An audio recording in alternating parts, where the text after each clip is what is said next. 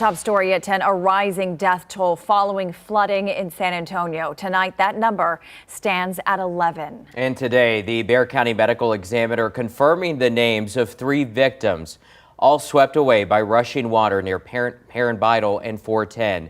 And tonight, more families are confirming the loss of their loved ones to KENS 5. We have team coverage tonight. Our Alicia Nieves is talking with local leaders about how this tragedy could have happened. But let's start with Megan Reyna, who is learning more about the lives lost. Megan? Well, Henry Easy's, all of the families we've spoken to have a similar story. They were on the phone with their loved one who was on the way to work when suddenly they lost connection. They knew something bad must have happened. And today, a lot of those families gained the closure that they were seeking.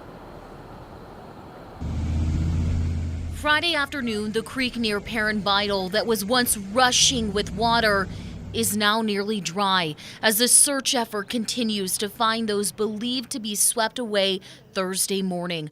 Among the victims is 61-year-old Rudy Garza. He was on the phone with his wife while on the way to work. His daughter shares those last moments. He said, "Oh my God, Sylvia, water's coming in my car." And she said, "Can you reverse?"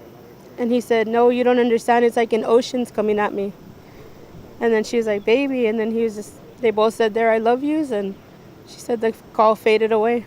She wants her father to be remembered as a man who cared about everyone, especially his grandchildren. It's an "I'll see you later" that never comes home, so it's really heartbreaking.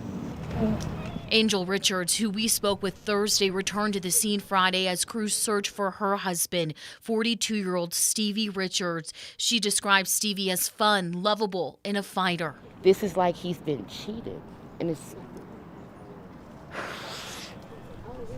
feels so hurtful that this is happening this way for him, because he just left out to try to make it to work. He never misses work. And the family of 29-year-old Christine Gonzalez speaking to me over the phone. Christine was a mother of a 1-year-old, happily engaged in a firefighter for the U.S. Army.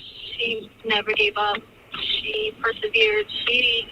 She was a person that anybody could depend on. And as of tonight, according to the fire department, there are still people unaccounted for. We know that search will begin again tomorrow. Something I want to note behind me, in just the last 30 minutes, crews actually shut down a portion of Parenvital near Vicar Road. And we know Vicar Road was severely damaged from those floodwaters, and there's a lot of damage in general in that area, but it's unclear what exactly they're doing out here tonight.